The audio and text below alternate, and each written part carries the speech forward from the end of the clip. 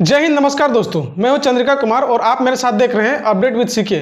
आज की इस वीडियो में हम लोग बात करने वाले हैं कि झारखंड में सीएनटी और एसपीटी एक्ट का मतलब क्या है। अगर आप झारखंड के रहने वाले हैं या फिर स्टूडेंट हैं या फिर झारखंड के निवासी हैं तो इस वीडियो को आप लोग जरूर देखें। और अगर कोई झारखंड से बाहर में है और जो झारखंड पे अपना जमीन लेना चाहते हैं तो वो भी इस वीडियो को जरूर देखेंगे, काहे कि यहाँ पे सीएनटी एक्ट और एसपीटी एक्ट दोनों चलता है। तो चलिए यहाँ पे देखते हैं कि एसपीटी एक्ट और सीएनटी एक्ट में क्या अंतर है। यहाँ पे देखिए, सबसे पहले कि अक्सर लोग सीएनटी एक्ट यानी कि छोटा नागपुर टेंसी एक्ट और एसपीटी एक्ट में उलझ जाते हैं। तो देखिए, आपको मेरा कहने का मतलब यह है कि झारखंड में सीएनटी और एसपीटी एक्ट दोनों चलता है। हालांकि हम अभी आगे सीएनटी और एसपीटी एक्ट दोनों के बारे में क्या डिफरेंस है ये बात करने वाले हैं, तो वीडियो को लास्ट तक जरूर देखिएगा।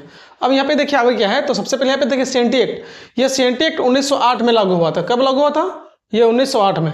यह उत्तरी और दक्षिणी छोटा नागपुर, कोल्हान और पलामू प्रमंडल में लागू है। हमारे झारखंड में कुल कितने प्रमंडल है आप लोग कमेंट में बताएं। आगे हम लोग तो बात करने वाले हैं कि झारखंड में कुल कितने प्रमंडल है। अब यहाँ पे देखिए, इसमें से कुछ विशेष परिस्थितियों में जमीन बेची जा सकती है, यानी कि सीएनटी एक्ट में आप लोग जमीन की खरीद बिक्री कर सकते हैं, है ना। अब यहाँ पे देखिए बात है इसके बाद में क्या, एसपीटी एक्ट। एसपीटी एक्ट 1949 में लागू हुआ था। अब यहाँ पे देखिए, यह केवल संथाल परगना में लागू हुआ है और यह सीएनटी एक्ट के मुकाबले ज़्यादा कड़ा है। इसमें जमीन की बिक्री लगभग नामुमकिन है। अब कैसे है और कैसे नहीं ये आगे हम लोग देखते हैं। सबसे पहले बात करते हैं सीएनटी एक्ट के बारे में, इसके बाद हम लोग बात करेंगे एसपीटी एक्ट के बारे में। तो चलिए सबसे पहले हम लोग विस्तार से जानते हैं कि सीएनटी एक्ट का मतलब क्या होता है। तो यहाँ पे देखिए, सीएनटी एक्ट का पूरा नाम होता है कि छोटा नागपुर टेंसी एक्ट। यह 1908 में लागू हुआ था। अगर इसका हिंदी में बोला जाए मीनिंग तो क्या होता है, छोटा नागपुर काश्तकारी अधिनियम।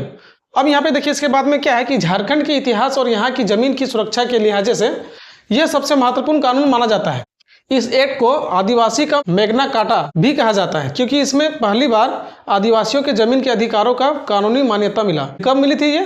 तो ये 1908 में हुआ था, है ना। अब चलिए आगे देखते हैं क्या है। तो अब बात करते हैं कि सीएनटी एक्ट आखिरकार क्यों बनाया गया था। तो यहाँ पे देखिए, इस कानून के पीछे बिरसा मुंडा के नेतृत्व में उलगुलान विद्रोह शामिल है। यानी कि सीएनटी एक्ट जब हमारे झारखंड पे लागू हुआ तो सबसे पहले हम लोग बात करते हैं तो इसके पीछे हाथ है हमारे झारखंड के भगवान जो माने जाते हैं बिरसा मुंडा। इन्होंने इसकी उलगुलान की थी। और ये कब की थी? तो ये 19वीं सदी पे। ये सब अगर आप लोग स्टूडेंट हैं तो ये सब एग्जाम पे आता है, तो आप लोग थोड़ा ध्यान दीजिएगा जो हम बता रहे हैं आपको। यहाँ पे देखिए, 19वीं सदी के अंत में बाहरी लोग जिन्हें दीकू कहा जाता था, यानी कि होड़ और दीकू आदिवासी समाज के जो लोग हैं, होड़ मतलब आदिवासी और दीकू मतलब गैर आदिवासी लोग होते हैं। तो यहाँ पे देखिए क्या लिखा है कि बाहरी लोगों यानी जिन्हें दीकू कहा जाता था उनसे बचाने के लिए सीएनटी एक्ट को लागू किया गया था। उस टाइम जो थे कि जमींदार जो लोग थे वो आदिवासियों को जमीन को हड़प रहे थे, तो कहीं ना कहीं इसको रोकने के लिए कानून बनना चाहिए था और वो कानून बना भी। झारखंड के जो भगवान माने जाते हैं बिरसा मुंडा, इनके नेतृत्व में जो उलगुलान लाया गया था विद्रोह, उसके आगे अंग्रेजों को झुकना पड़ा। अब यहाँ पे देखिए ये लागू कब हुआ था? तो 11 नवंबर 1908 को। ये सब महत्वपूर्ण, एक तरह से देखा जाए तो पढ़ने वालों के लिए महत्वपूर्ण क्वेश्चन सभी। यानी कि सीएनटी एक्ट कब लागू हुआ था? 11 नवंबर 1908 को। अब यहाँ पे देखिए कि इसे बनाने का मुख्य श्रेय जॉन हॉफमैन को जाता है। अब ये कौन थे? तो मैं बता दूं आपको कि जो जॉन हॉफमैन थे, इन्होंने यानी कि जो सीएनटी एक्ट बना था इसको पूरी तरह से जो लिख के तैयार किए थे वो कौन किए थे? जॉन हॉफमैन ने। अब देखिए यहाँ पे आगे क्या है, तो चलिए आगे यहाँ पे देखते हैं।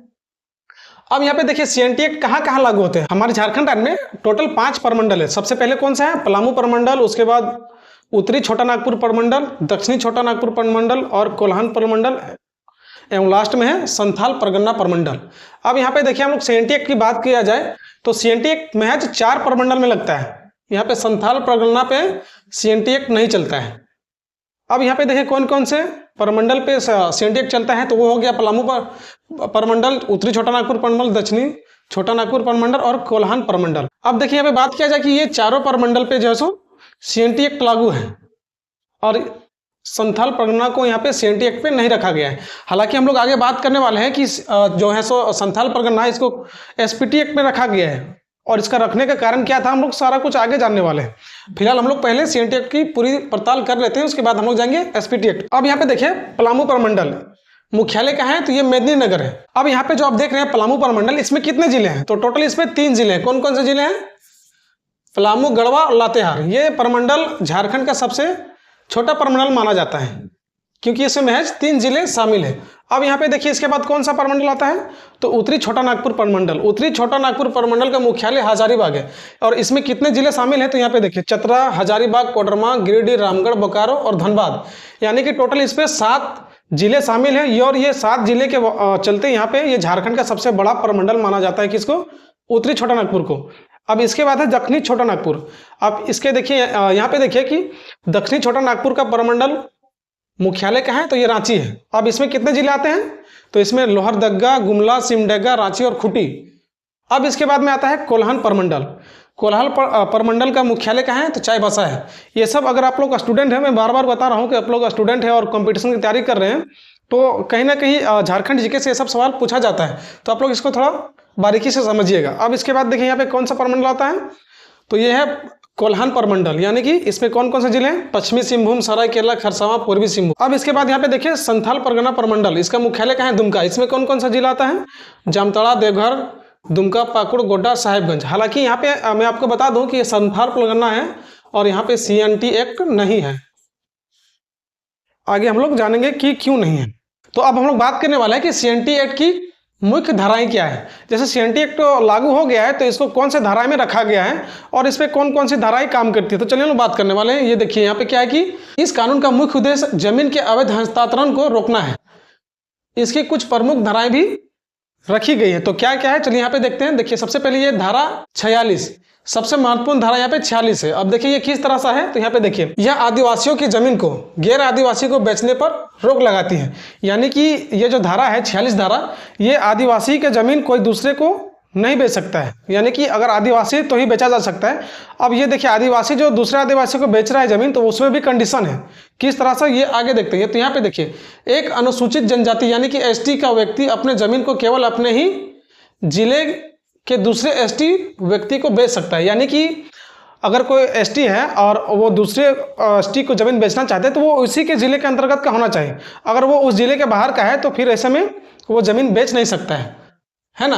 अब यहाँ पे देखिए यानी कि उपायुक्त DC की अनुमति से, ये ऐसे नहीं कि हम अपने मन से बेच दे रहे हैं, उसमें DC का अनुमति होना चाहिए। अब देखिए एक पिछड़ा वर्ग यानी कि BC का व्यक्ति अपनी जमीन अपने ही जिले के दूसरे BC व्यक्ति को बेच सकता है, और वो भी उसमें भी क्या पड़ता है उसको कि DC का अनुमति लेना पड़ता है। यानी कि आप ST है या फिर BC है, दोनों पर ये कंडीशन अप्लाई होता है, दोनों का जमीन CNT एक्ट पे आता है। और जो जानते हैं कि जो CNT एक्ट पे आता है वो जमीन अपने जिले से दूसरे जिले को नहीं बेच सकते हैं, यानी कि आप जिस जिले के हैं उसी जिले को ये बेचा जा सकता है, वो भी DC की अनुमति के बाद ही आप इसको बेच सकते हैं। अब धारा 71 क्या कहता है, तो यहाँ पे देखिए यदि किसी आदिवासी की जमीन गलत तरीके से या धोखाधड़ी से ली गई है तो DC के पास यह शक्ति होता है कि उस जमीन को वापस उसके असली मालिक को सौंप दे।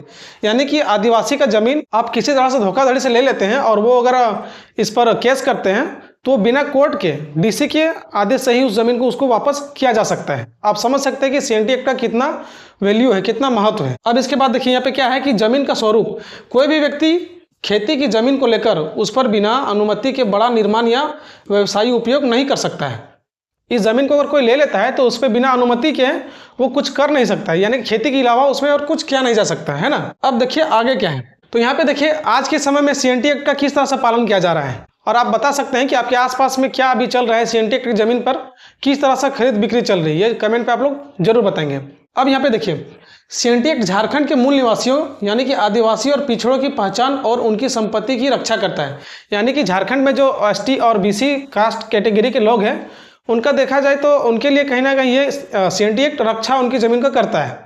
बिना इस कानून के झारखंड की अधिकांश जमीनों बाहरी कंपनियों या बड़े भूमाफियाओं के हाथों में चली जाती थी। यानी कि जब CNT नहीं लगा था तो अब यहाँ पे देख सकते हैं कि जो बड़े बड़े लोग थे, जो भूमाफिया थे और जो बाहरी लोग थे, उनके हाथे पे ये ज़मीन चढ़ जा रही थी। तो इसीलिए सबसे बड़ा यह मुद्दा था कि इसको कम से कम रोका जाए, जिसके बाद CNT एक्ट लागू किया गया। उसके बाद कहीं ना कहीं इसमें रोकथाम हो गया था। हालांकि अभी CNT एक्ट के हेरफेर बहुत हो रहा है और इस पर आगे की कार्रवाई कैसे होनी चाहिए आप लोग कमेंट में जरूर बताएंगे। अब यहाँ पे देखिए हालांकि विकास कार्य जैसे माइनिंग इंडस्ट्री के लिए सरकार कभी कभी इसमें संशोधन की कोशिश करती है, जिसका राज्य में कड़ा विरोध होता है। यानी कि जब सरकार CNT एक्ट जमीन पे कुछ बनाना चाहती है, जैसे फैक्ट्री वैक्ट्री वगैरह हो गया वहाँ के विकास के लिए, तो देखा जाए जो स्थानीय लोग हैं कहीं ना कहीं इसका विरोध करते हैं। तो यहाँ पे देखिए अब है SPT एक्ट। हम लोगों ने CNT एक्ट तो समझ लिया, अब समझने के बारे की SPT एक्ट क्या है। तो यहाँ पे सबसे पहले बात करें एसपीटी एक्ट का पूरा नाम क्या है, तो यह है संथाल परगना टेंसी एक्ट। ये 1949 में लागू हुआ था। यानी कि एसपीटी एक्ट पूछा जाए कि एसपीटी एक्ट कब लागू हुआ था, तो ये 1949 में लागू हुआ था। तो इसे हिंदी में क्या कहा जाता है, संथाल परगना काश्तकारी अधिनियम। इस अधिनियम को 1949 पे लागू किया गया था, है ना। ये सब मुख्य क्वेश्चन है, ये सब बहुत से जो बच्चे तैयारी करते हैं झारखंड में वो पूछा जाता है, तो इस सब को आप लोग ध्यान में रखिएगा। अब यहाँ पे देखिए, यह झारखंड के संथाल परगना प्रमंडल में जमीनों की रक्षा के लिए बनाया गया था, है ना। झारखंड की जैसे मैंने आपको बताया कि कुल झारखंड में 5 प्रमंडल है, तो ये एसपीटी एक्ट सिर्फ एक प्रमंडल में काम करता है, तो वो कौन सा है, वो संथाल परगना है। तो अब यहाँ पे देखिए एसपीटी एक्ट के बारे में बात करने वाले हैं। एसपीटी एक्ट क्या है, हमारे राज्य पे तो सीएनटी एक्ट चल ही रहा था, तो इसके बाद अब एसपीटी एक्ट लाने का कारण क्या बना, तो यहाँ पे देखिए इसको लाने का मुख्य कारण क्या था कि ब्रिटिश काल में जब संथाल आदिवासियों की जमीनें छीनी जाने लगी और भारी लगान वसूले जाने लगे, तब 1855 में संथाल विद्रोह सिद्धू कानू के नेतृत्व में यह आंदोलन हुआ। अब यहाँ पे देखिए ये सिद्धू कानू जो हमारे राज्य के एक बहुत बड़े जननायक माने जाते हैं, तो इन्होंने 1855 पे संथाल विद्रोह लाया। और ये विद्रोह क्यों लाया था इन्होंने, तो यहाँ पे जो झारखंड के जो आदिवासियों का जमीन था उसको ब्रिटिश लोग जबरन लूटने का काम कर रहे थे, है ना। तो उसको बचाने के लिए एसपीटी एक्ट की सबसे पहले शुरुआत किन्होंने किया, तो सिद्धू कान्हू जी ने। तो अब देखिए इसी संघर्ष के बाद आदिवासियों की जमीन को बाहरी लोग यानी कि दिकुओं से बचाने के लिए कानून की नींव रखी गई। अब यहाँ पे देखिए दिकुआ मतलब क्या होता है, जैसे कि हमने आपको बताया कि होड़ मतलब आदिवासी जनजाति के लोग होते हैं और दिकु मतलब जो गैर आदिवासी होते हैं। तो गैर आदिवासी लोग से बचाने के लिए एसपीटी एक्ट को लगाना जरूरी माना गया था। अब यहाँ पे देखिए इसलिए इस कानून की नींव रखी गई थी। अंततः 1949 में इसे पूरी तरह से लागू किया गया। अब आप देख सकते हैं कि 1855 पे ही इसकी नेतृत्व कर दिए थे कौन, सिद्धू कान्हू जी। अब इतने दिनों के बाद इनका जो संघर्ष था कब फल लाता है, तो वो है 1949 पे। यानी कि इन्होंने जो संथाल विद्रोह किया था कब किया था, तो वो 1855 पे, और ये लागू कब हुआ, 1949 में। तो अब देख सकते कितना का गैप था, क्योंकि हमारे राज्य पे सीएनटी एक्ट कब लागू हुआ था, 1908 पे। अब 1908 के बाद सीधा ये 41 साल बाद यहाँ पे एसपीटी एक्ट लगता है। और ये कहाँ लगता है, चलिए आगे देखते हैं। तो यहाँ पे देखिए ये जो आप हिस्सा देख रहे हैं ये संथाल परगना है। और अभी आप लोग देखा जाए तो यहाँ पे संथाल परगना पे ज़्यादा विकसित एरिया ये नहीं है, और इसका कारण क्या है, एसपीटी एक्ट। इसके तहत वहाँ पे बड़ी बड़ी कंपनियां जाने की कोशिश भी नहीं करती हैं।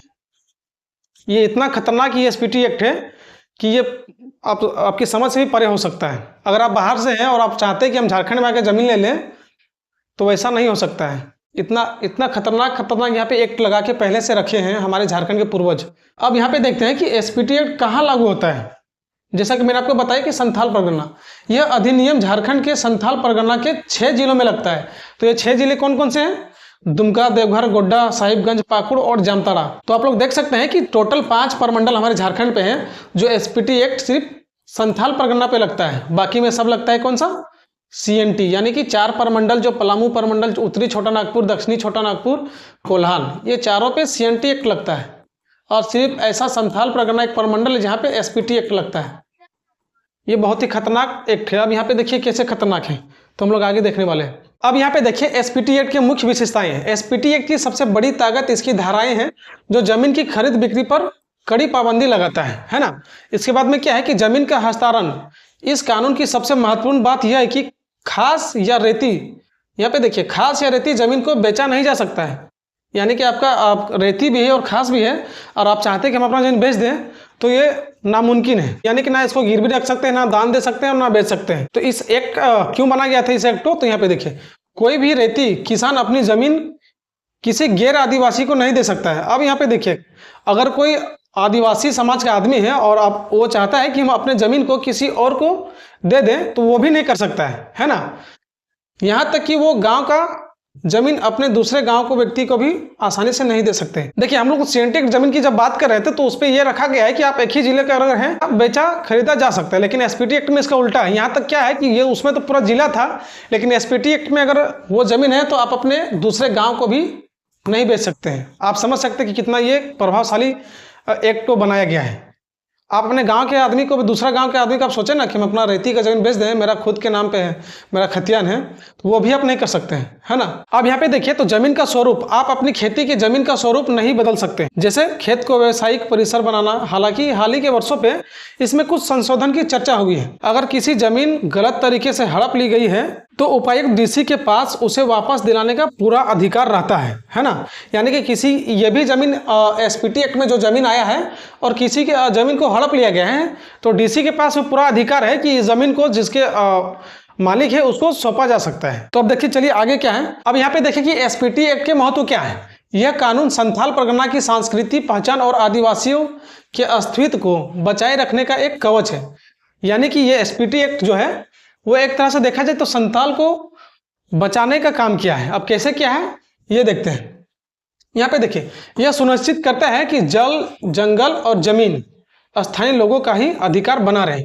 एसपीटी एक्ट का मतलब यह है कि जो झारखंड पे हमारे प्राकृतिक के जो भी वरदान से मिले हैं, वो जल हो, जंगल हो, चाहे जमीन हो, उसको बचाने का कौन काम करता है? SPT act. ये बहुत ही कड़ा एक्ट है। इस पे ना सरकार कुछ कर सकता है और ना वहाँ पे कोई और लोग जो कंपनी इंडस्ट्री लगाना चाहते हैं वो भी कुछ कर पाते हैं।